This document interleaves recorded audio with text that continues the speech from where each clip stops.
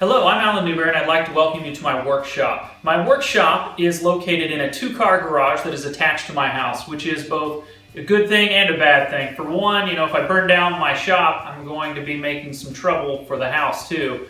But I can open the door to the house, put a fan in there, and I've effectively got heating and cooling, which is really nice in the heat of the summer and the cold of the winter.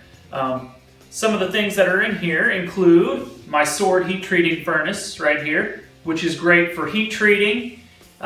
You can vertically place the sword blade in there and pull it out, and it's always wanting to point down, which helps a lot with preventing warping. It's a lot better than if I was horizontal. It might want to droop a little bit. Also, I have a vertical quench tank right here, which can handle a really large blade. I have a smaller one that I like to use, but it's only good up to about 31 inches. This forge is actually powered by a weed burner, which is kind of an interesting way to power it, but it gets the job done. Now this is how my shop looks whenever I'm about to do a little bit of forging. I have the anvil pulled towards the doorway, and I have the forges rolled outside, which creates room in the floor, and it also allows me to have the fire outside of the garage, which is good from a safety standpoint. This is my hay button anvil made in Brooklyn, New York. It's about 150 pounds. It has a cherry stump that we chainsawed from a log that we found in Madison County out here in northwest Arkansas. It's a pretty cool anvil. I really like it. The hammer sitting on top of it is a Hoffy hammer. It's one of his cast hammers, and I'm really fond of this particular hammer.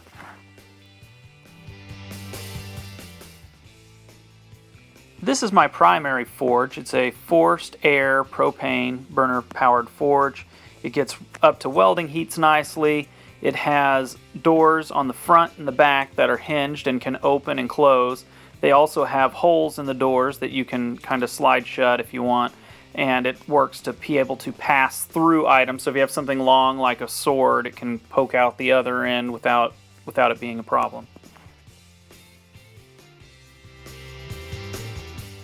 This is my little Johnny forge. It's a small propane forge. It's a lot quieter than my other forge. It's also quite portable. It can bend in half. You can take the burner off pretty easily.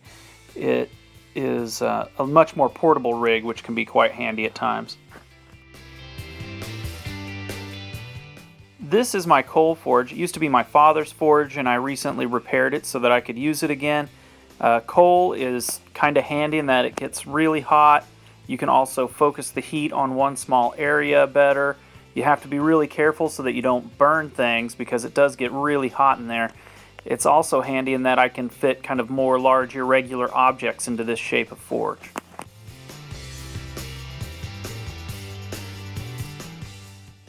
This is my 25-pound Little Giant new style power hammer. It's a lot of fun. I enjoy using it whenever I'm shaping knife blades or reducing stock or making Damascus. That's definitely a chore that I didn't do much of before I had the power hammer, because after I did it once I decided, hey, maybe I need a power hammer. You can also see my vise here. Vices are great for 1,000 different things around the shop, and if you don't have a vise, I definitely recommend you go out and get one. Here you can see my bandsaw, which is a horizontal vertical bandsaw. You can also see a drill press there. Both items are very handy. The drill press is probably one of those things that would be hard to do without in a knife shop for sure. And a bandsaw that can cut metal is also super handy.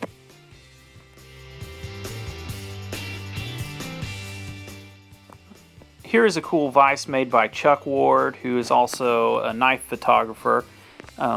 It's a really great vise for being able to rotate things and have them at different angles. Very handy for sanding different objects or holding things while you're gluing them up. Having a variety of vices is really a great thing. Here we have my bandsaw that I use for cutting wood. It's great for changing blocks into handle scales or for cutting the general outline of the handle out. I also have my heat treating oven. I like to use a digital heat treating oven, and I also like having a large one so that I can fit something big in there. Having a good heat treating oven is great for when you're trying to get a nice hamon or heat treating various steels. You know what temperature it's at, and that's awfully handy and makes things a lot easier. And these are my buffers. They are really good for polishing handle materials. Sometimes you can use them for sharpening. There's various uses that you can use them for. Some people use them on blades. I generally don't, but they are a good thing to have around, but you have to be very careful with them because you can get injured with them fairly easily. This is the disc sander that I use. I have a foot switch for it so that I can stomp on that and it'll turn it on or off. And I use a spray adhesive for attaching regular sheets of sandpaper onto there so I can use all the different grits that I would normally use for hand sanding.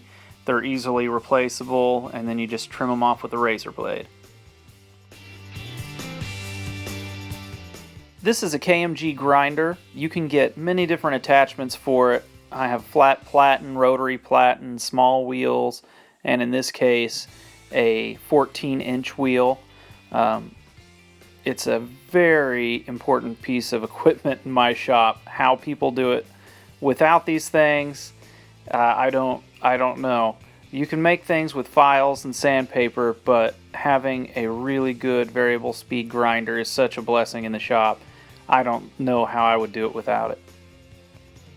Thanks for coming along with me to the workshop today. I hope you found some value in it.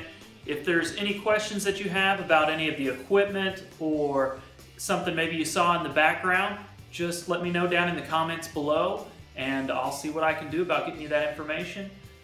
Please like and subscribe so you'll know what videos I've got coming up. I'm working on a video of forging a socket for a spear, so that's a pretty good piece of information that there's not a whole lot on out there, so please subscribe. Thanks.